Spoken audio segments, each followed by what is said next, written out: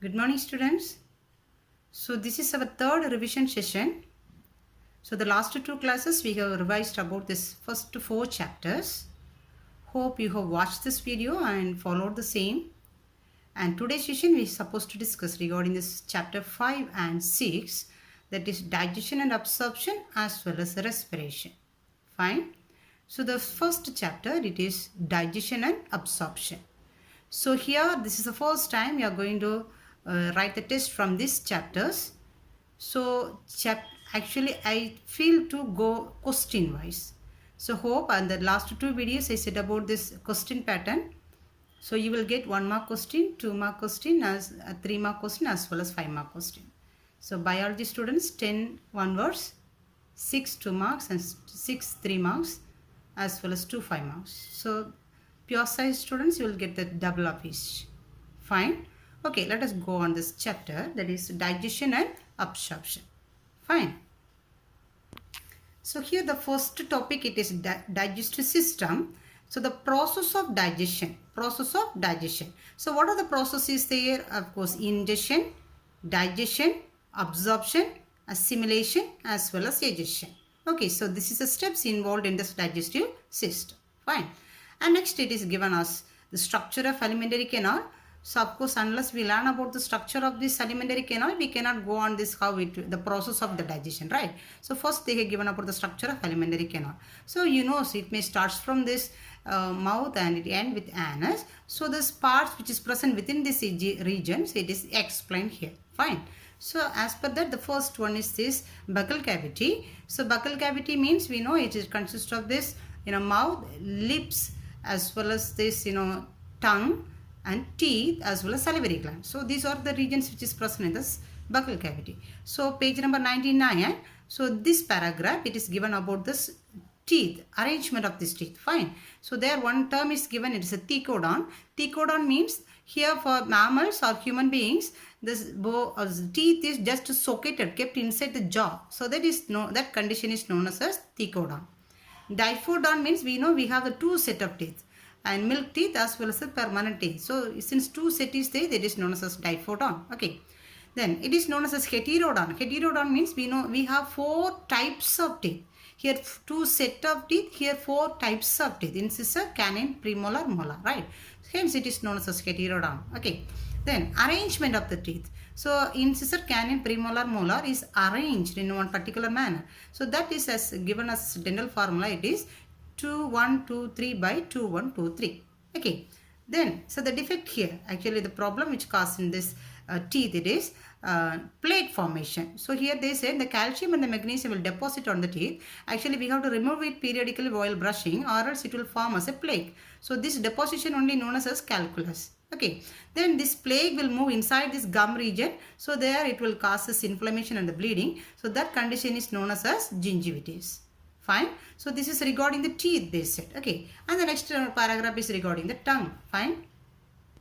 So here it consists of the papillae with the taste buds. Fine.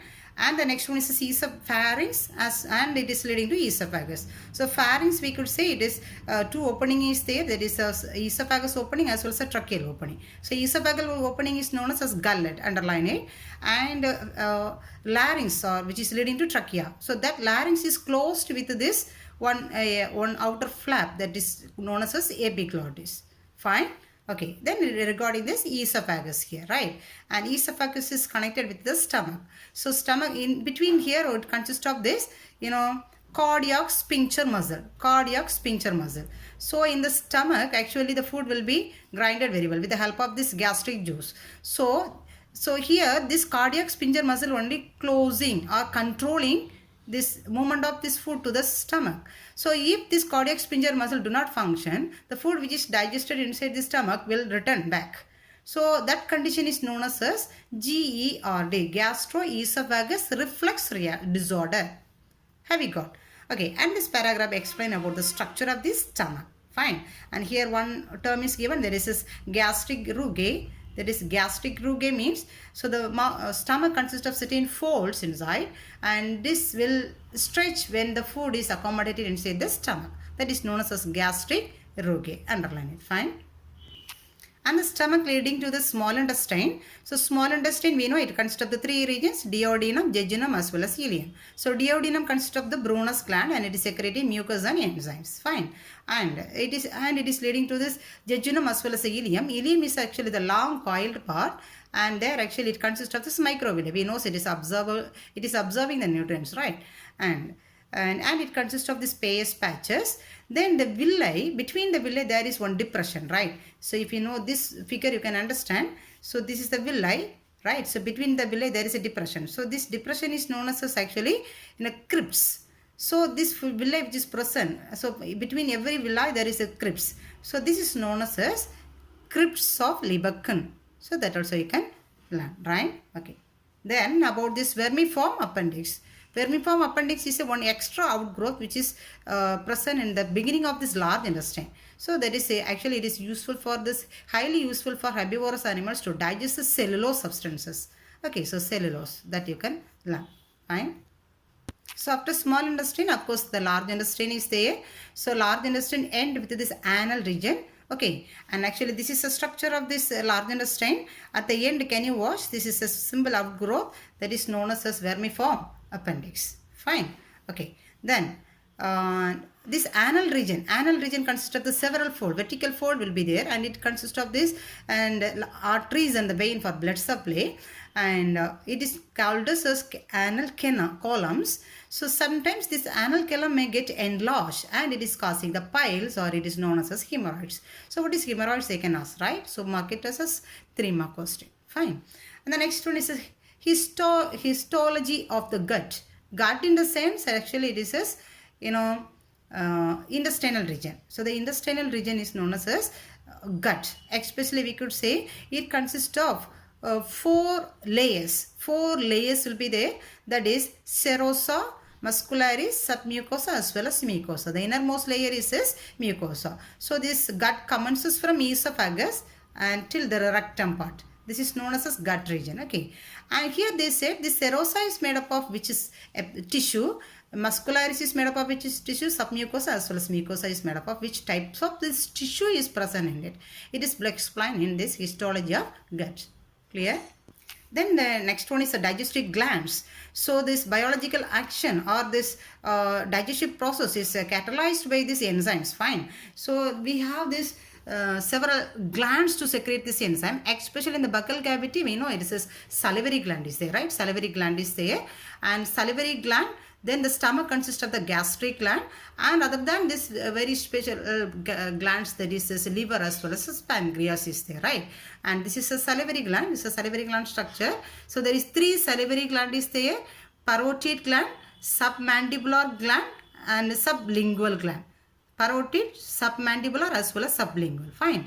And the duct of this each gland. So parotid gland duct is known as a Tenson's gland, as well as this submandibular, which is present below in the cheek region. Okay, so that is known as submaxillary or submandibular gland, and this duct is known as Wharton's duct, and the duct of this sublingual gland is known as Bartholin's duct. So this duct name also you can learn. Fine. Then gastric gland, which is present in the stomach, and this gastric gland, the stomach is lined with these 3 types of the cells. Okay, so that is chief cells or peptic cells or zymogen cells. So this is secreting the enzyme, it is gastric enzymes. Okay, and other than this, it consists of goblet cells, it is secreting this mucus, and the parietal cells or oxyntic cells is secreting hydrochloric acid. Fine. And one more thing, it is an intrinsic factor. It is responsible for the absorption of B12. It is called Castle's intrinsic factor. So in the stomach, this B12 is absorbed, and this is known as a Castle's intrinsic factor. Clear? The next part is this liver. Actually, liver is the first line it is given. Liver is the largest gland in our body. Largest gland. It will be asked as a 1-mark question. Fine. And it consists of the 2 lobes. The structure, if you look, it consists of the 2 lobes, and each lobe consists of the lobules, fine lobules, and it is covered by the capsule that is called Glison's capsule. The lobule is covered by Glison's capsule, right? And so the liver is secreting the bile juice, and it is collected by the gallbladder, and it is collected by certain ducts. Okay, so this duct which is present in this liver is known as right as well as a left hepatic or liver duct. Then it is coming here and it is collecting this bile juice. It is stored in the gallbladder, and from the gallbladder the duct array is known as a cystic duct. Fine. And both is connecting here, that is known as a common bile duct. And this will connect along with this pancreatic duct. So the duct which is coming from the pancreas is known as a pancreatic duct, and the duct where there is common bile duct as this pancreatic duct is meeting. So this common duct is known as hepatopancreatic duct. So what do you mean hepato? Liver. Pancreatic means pancreas. So this is known as hepatopancreatic duct. Okay. And at this will open into the duodenum. So here one sphincter muscle is there to control these secretions. I mean to leaving the secretions. This is known as a sphincter of Oddi. Okay. So this is about this liver. And here apart from this bile secretion, the liver is doing some other functions that is given as a 5 points here, that also you can learn. Clear? The next one is pancreas. So pancreas, as we said already, this is a exocrine as well as the endocrine gland. Exocrine part is secreting the enzymes, and the endocrine part consists of this islets of Langerhans, and it is secreting the hormones, that is insulin and glucagon. Fine. And the next one is this digestion of food and role of the digestive enzymes. So this is the process of digestion, how this food will be digested with the help of this digestive system along with these enzymes, right? So here it is given, first it is given digestion in the buccal cavity. So the digestion process is actually, it is going on in the first region, it is buccal cavity, second part it is stomach, and the third part is intestine. So this is the three sides where the digestion process is going on. Okay. And here digestion in the buccal cavity. In the buccal cavity, what are the nutrients will be digested? Hope he knows. Our major nutrients which should be digested here is carbohydrate, protein as well as lipid. So in this topic is clearly explained already in the video. So please go through the video before you learn this question, because this is one of the very important question. So there equation wise I have explained there. If you go through the equation, usually you can get these points. Okay, so what are the digestions takes place in the buccal cavity, or what are the digestions takes place in the stomach? What are the secretions will be there? Okay, then what are the digestions takes place in the small intestine? So that is equation wise it is given actually. Fine. So if you can write the equation and explain the same and as a content. So it will help you a lot. So please watch this video once again. I will repeat it. Fine. Okay. So here actually it's the last session in this digestion process which takes place in this intestine. Actually it is in this duodenum region, and actually liver and this pancreas will leave its secretion into the duodenum region. Hope you know, right? So first it is given about this, so this part it is given about this first part, bile secretion, because it is liver. And the second paragraph it is given about the pancreas. What are the pancreas secretion is there, right? And so liver secretion, pancreas secretion as well as intestinal secretion. So three will be meeting in this duodenal region where this digestive process will be ended. Fine. Okay, so the last part is actually it is succus entericus, means this enzyme which is secreted in the small intestine is known as a succus entericus. Fine. And the next title is absorption and assimilation of protein, carbohydrate and fat. So how it will be absorbed? So where there is absorption process takes place in the small intestine, especially in the ileum region. In the ileum part, this digested nutrients is there, fine nutrients. For example, glucose, amino acid and fatty acid and glycerol. So this is the finally digested nutrients, right? So this should be absorbed in the villi. So these particles has to move from one side to the next side. Am I right? So inside this intestine, it has to move inside this villi, right? So there it is one absorption or movement is there, one transformation is there. So this movement or transformation is going on by three methods: by active method or passive method or facilitated method. Fine. So always we know, so already they have explained it one. So movement of this substances takes place by three method. Active method in the sense the particles will move from lower concentration to the higher concentration. That is active method. So it is an energy needed process. So passive transformation means the particles will move from this higher concentration to the lower concentration. So it's a simple process, simple diffusion method. Okay, facilitated methods means to transfer the particles, we need one supporting cells, that is as carrier molecule. So that is known as facilitated transfer. So by these three method only, the digested nutrients has been taken from this small intestine to the villi. Have we got? Okay. So this paragraph it is explained. Other than this small intestine and the places wherever it is absorption process is going on. In the mouth absorption process takes place. Stomach absorption is there and intestinal region absorption is there. But it is more in this, very limited in this mouth and stomach, more in intestine. Fine. And the last part is assimilation. Assimilation in the sense this the digested food is reaching to this nutrients is reaching to the cell. There the cell this by assimilation process it is producing this energy. Right. So that is about assimilation. The next topic is digestion. Here this after the digestion process this rough undigested waste will be eliminated out. That process is known as digestion. So that is known as deification. Fine. Okay. And next one is caloric value of carbohydrate, protein and fat. Caloric value. So first paragraph is said what are the percentage level of this each nutrients for one balanced diet for one normal adult. Okay, so what are the things is necessary? Here it is given. Then caloric value as well as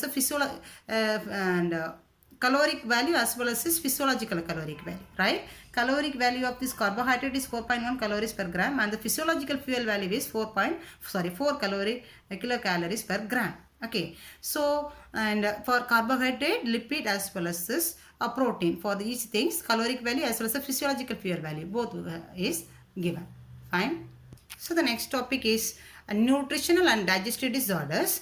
So there we know it's a very familiar disorders. It is marasmus and the kwashiorkor. This is because of this protein deficiency for children's. Fine. And the symptoms everything given indigestion, constipation, vomiting. So the reason as well as this symptoms. So these things I have explained with this one tabular column. If you go through the tabular column also easily you can get the point. There's a disease name, disorders or disease name as well as this causative agent, the reason as well as the symptoms as made as this tabular column. If you need you can go as per that also. Fine.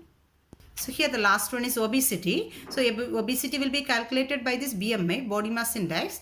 The BMI calculation is BMI is calculated as per the body weight in kg divided by the square of body height in meters. So body weight divided by this divided by height, but the height should be in this meter square, right? So here one example is given.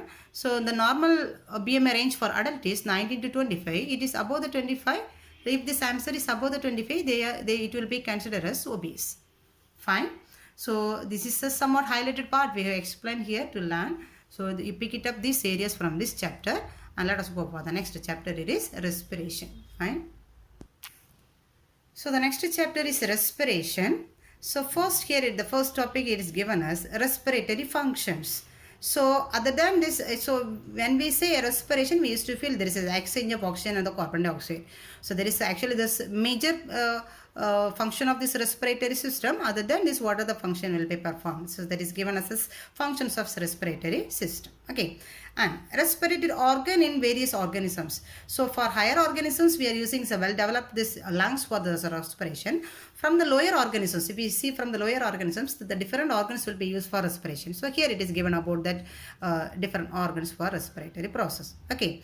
And of course here also they said next one, human respiratory system. Here the structure of this human respiratory system is given, right? So this is human respiratory system. So it commences from the external nostril and it is leading to the nasal chamber and it leads to this nasopharynx region.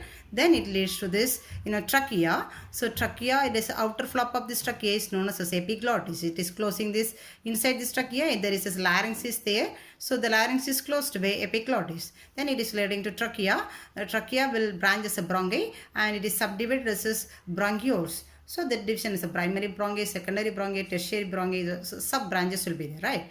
And finally it will be enclosed with this alveoli. So that is about the structure of this respiratory tract. And here actually it is covered with this cartilaginous rings. The trachea, it is protecting this tracheal tube plus it is keeping this trachea always open to enter this gas exchange, right? Okay, so this is about the respiratory system, and this area it is clearly explained about this branches of this bronchi. So primary bronchi, the first it is a bronchi, and it is dividing as a first is a primary, this is a primary bronchi, and divide again it's a secondary bronchi, and it is dividing as a tertiary bronchi, and finally this is bronchioles, the fine bronchi is known as here, until here there is this, cartilaginous rings, and here cartilaginous ring, and this branches cartilaginous plate will be there. Finally this bronchioles, it won't be there. Okay, and this fine branch of this bronchioles which is closed with this alveoli is known as a respiratory bronchiole. So this is about the bronchiole, and this is about the alveoli. So this alveoli is connected with the blood capillaries. So the first it is actually pulmonary artery as well as the vein. So artery is supplying this oxygenated blood, actually deoxygenated blood here, and the pulmonary vein is collecting the oxygenated blood. So pulmonary vein branch is collecting oxygenated blood, pulmonary artery is collecting the supplying the deoxygenated blood. Do you get me? Okay, so this is about the alveoli. Clear? So this alveoli is covered with this thin squamous epithelial tissue, and it consists of two types of cells, that is type 1 cell as well as the type 2 cell. In the type 2 cell is secreting the substance that is known as a surfactant. Actually it is helping to for this alveoli without collapsing this process. Okay, then the next one is actually about this characteristic feature of respiratory surface. Actually the respiratory surface is alveoli. So what are the characters or features must be there for this alveoli to exchange the gases? So that is about this given here, right? And the next one here, the steps involved in respiration process. So what are the steps will be there? Like digestion, ingestion, likewise digestion, absorption. So here also how it is coming from this lungs to this to the tissues. So that process is given as step by step. Fine. Next one is this mechanism of breathing. So mechanism of breathing is a very simple process, and there is two processes there, inspiration as well as expiration. For inspiration, what are the muscles and what are the process may occur, and the same opposite it will occur for this expiration. So it is very simple. So listen. Actually, if you go for this events in inspiration and expiration, easily you can differentiate the points for inspiration as well as expiration also. Then you can get the points also very easily. But you have to write along with this diagram for mechanism of breathing. Okay, so in the old edition it is given in the page number 130, but new edition the page number may change. Fine. So this is actually one of the very important area. Usually they used to ask these questions from here. Respiratory volumes and capacities. So capacity and the volume, there is a difference, of course, right? So capacity means, so for example, 1 liter bottle is there, the capacity is 1 liter. But only 250 ml of oil is inside means the volume is 250 ml. So there is a difference between these two, right? And here the respiratory volume, the capacity is set in formula is given. The first one is tidal volume. Tidal volume is the amount of air inspired and expired with each normal breath. So one normal breath, amount of air which is going inside and which is coming out, that is known as and tidal volume, that is TB. Okay, and its amount is 500 ml. Okay, and so which means normal human adult can inspire and expire approximately 6,000 to 8,000 ml of air per minute. During vigorous exercise, the tidal volume is about 4 to 10 times. Fine. So because for each minute, the person used to breathe, normal adult used to breathe 12 to 16 times. So for one breath is 500 ml in the sense, then therefore for 12 to 16 minutes, how much volume of this air is moving inside? That is this inspiration and expiration. Normal inspiration and expiration, that is 8,000 to 8,000, 6,000 to 8,000 ml. Fine. So the next one is this inspiratory reserve volume and expiratory reserve volume. So normal breathing we said 500 ml, right, for inspiration and expiration. But so other than this normal breath, when we take one deep breath, so other than extra than the normal breath, how much volume of air we will take extra when we do one deep inspiration? That's the inspiratory reserve volume. That is actually it is 2,500 to 300 ml, right? And expiratory reserve volume also the same. Other than this normal expiration, after one deep inspiration, how much air we will expire out? Okay, that volume will be more, right? So that is actually 1000 to 1100 ml. But actually, can you notice here, inspirator reserve volume, maximum inspiration is, it is 2500, then which means there is at least 2000 ml has to expire out, no? But it is less, that is 1000 to 1100.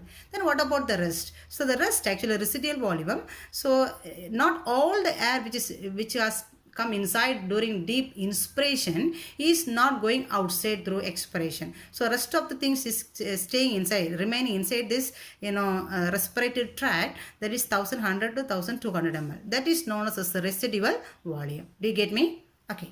Then actually respiratory capacity, actually this is the volume. So how much capacity is there in this lungs for? So that is actually, it is respiratory capacity. The first one is vital capacity. So vital capacity formula is ERV plus TB plus IRV. So how much volume is it? Normal breathing, actually we said TB, right? Tidal volume. When we take one deep inspiration, that is IRV, and deep expiration ERV. So all together one capacity is there inside the lungs, that is known as vital capacity. Fine. Then inspiratory capacity means, IC means normal inspiration, it's a tidal volume, and if we take one deep inspiration, that is IRV. So these two together we could say it is inspiratory capacity. Fine. Then expiratory capacity also is the same. TB is a normal expiration and ERV means extra. That is after deep inspiration, deep expiration, that is ERV. Okay. Total lung capacity. Total lung capacity means, can you notice here, vital capacity we have include TB as well as IRV, then ERV, but we left this residual volume. But including this residual volume, we can say it's a total lung capacity. Okay, so which means total lung capacity means this VC plus RV, this residual volume also RV. Okay, then the next one is minute respiratory volume. So that we said already here. So for one normal TB 500 ml, so the one normal adult can respire from 12 to 16 times. So therefore this overall we can say it's 6000 ml or 6 liters. That is known as minute respiratory volume. Okay. Then the next one is this desk space, is also important. So this, the air we breathe inside is, all the air is not going for this exchange process. So little is left. It is not involving in any exchange process. It is present inside this respiratory tract. So that is known as actually dead space, and this volume is actually 150 ml.